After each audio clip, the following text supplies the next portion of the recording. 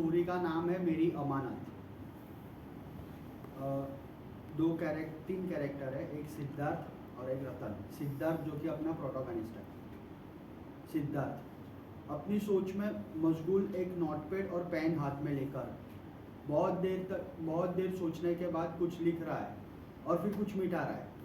ऐसा लग रहा है जैसे कुछ लिखने के लिए उसने काफ़ी जद्दोजहद करनी पड़ रही है। उसकी शक्ल के 12 बजे हुए थे, मानो कोई तो डेडलाइन वो मिस कर जाएगा अगर उसने वो लिखाई पूरी नहीं की तो।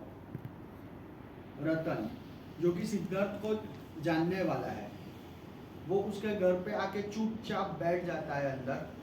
थोड़ी देर मानो 20-30 सेकेंड सब चीज़ें ऑब्जर्व करता है, फिर बोलता है, सिद्धार्थ जरा मुड़ के पीछे भी देख ले बेटा।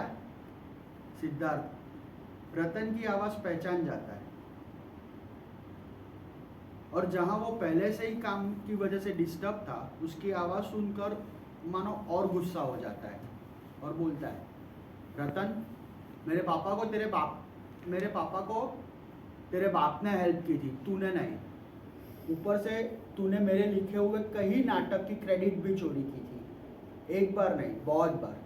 तो मैं फिर से बता रहा हूँ, मैं तेरा बेटा नहीं हूँ, ध्यान रखिए बात का। रतन अरे भाई सॉरी, बस माफ़ कर दे, पर तू इतना टेंशन में क्यों है वो तो बता।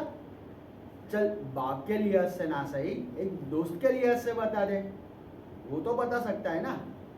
और फिर एक डेविल स्माइल देता है वो। सिद्धार्थ दोस्त देख, तेरे पापा ने हमारी हेल्प की थी, इसी वजह से मैं तेरे पापा की रिस्पेक्ट करता हूँ और इसी वजह से मैं तेरा दोस्त था। पर तूने जो मेरे साथ किया है वो बर्ताव दोस्त एक दूसरे के साथ नहीं करते।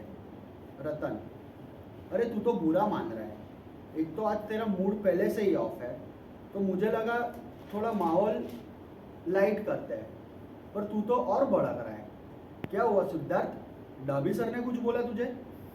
सिद्धार्थ अब तू डाबी सर को भी कानाफूसी करने लगा है। मार्केट में इतने सारे प्रोड्यूसर्स हैं और तुझे मेरा ही प्रोड्यूसर मिला।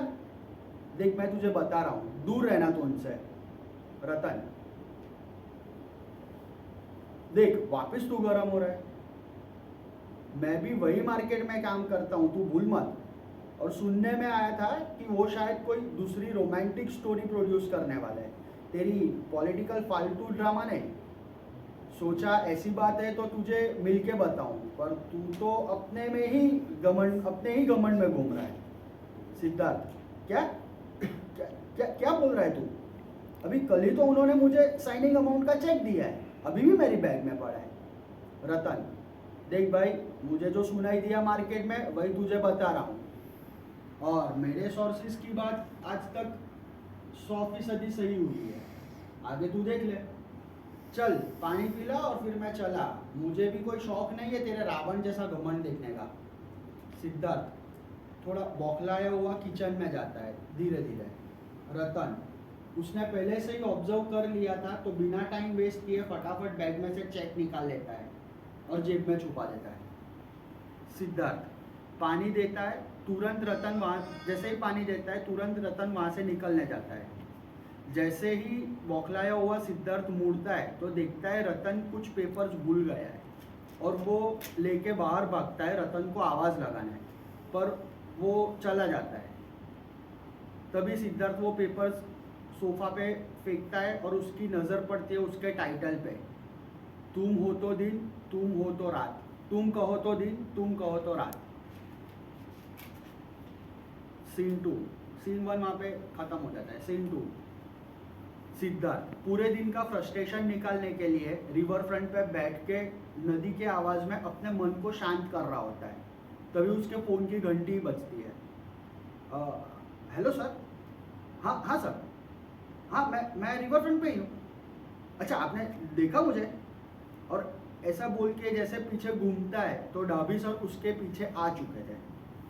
डाबी सर मुझे लगा तुम ही हो, पर थोड़ा डाउट हुआ कि बिना नोट पेन के तो तुम नहीं हो सकते, इसलिए फ़ोन करके कंफर्म कर रहा था। सिद्धार्थ अरे सर क्लाइमेक्स पे ही अटका था तो कुछ लिख नहीं पा रहा था, तो सोचा ब्रेक ले लूँ थोड़ा। इसीलिए यहाँ थोड़ा टहल रहा था। वैसे दिक्कत नहीं है, 2 दिन में कंप्लीट हो जाएगा वो भी। डॉबी सर 2 दिन? अपनी बात तो कल दोपहर की हुई थी। सिद्धार्थ राइट सर, पर मैंने जो क्लाइमेक्स सोचा था वो जच नहीं रहा है, इसलिए थोड़ा सा टाइम एक्सटेंड करना चाहता हूँ। डॉबी सर टाइम ही तो नहीं है सिद्धार्थ, तुम्हें पता है 1 दिन का 3% इंटरेस्ट चुकाना पड़ता है। और वैसे भी मुझे एक और स्क्रिप्ट पसंद आ गई है, तो मैं अब उसमें ही पैसा लगाने वाला हूँ। स्क्रिप्ट क्लाइमैक्स के साथ रेडी है और कल से उस पर मैं शूट भी चालू कर रहा हूँ। अरे सर, सिद्धार्थ सर आप ऐसा नहीं कर सकते, आपको चाहिए तो मैं कल शाम तक ही आपको क्लाइमैक्स रेडी करके दे दूंगा, और बाकी स्क्रिप्ट भी तो रेडी है, आप शूट स्टार्ट कर ही सकते हो। डॉबी सर और फिर क्लाइमैक्स सेट नहीं हुआ तो अपर बॉडी रेडी करके फिर पैर ही ना बने तो मेरी पिक्चर तो अपंग ही रहेगी ना। नहीं दोस्त, मेरा डिसीजन फाइनल है।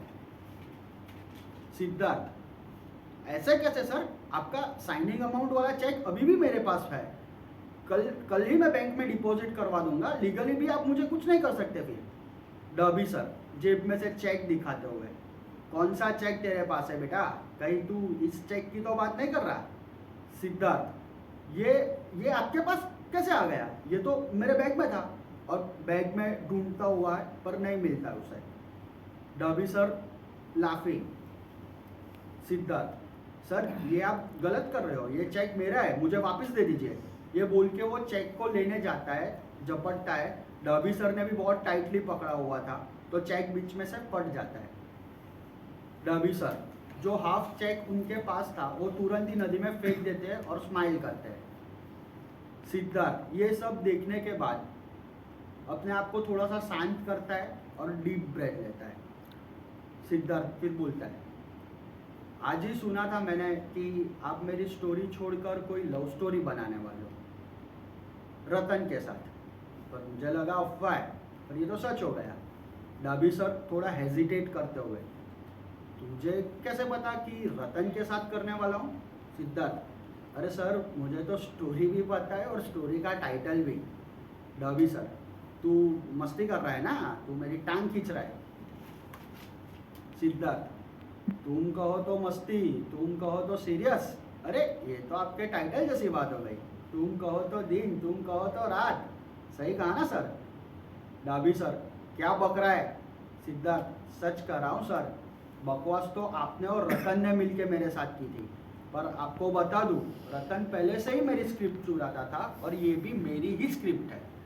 डॉबी सर मुझे अभी कहीं जाना है, पर मैं तुमसे कल बात करूँगा। घबराते हुए वहाँ से फटाफट निकलने ही लगते हैं। सिद्धार्थ सर वो स्टोरी नहीं तो ये स्टोरी, आपको चेक तो मुझे ही देना पड़ेगा, आखिर में ये मेरी अमानत है और रहेगी।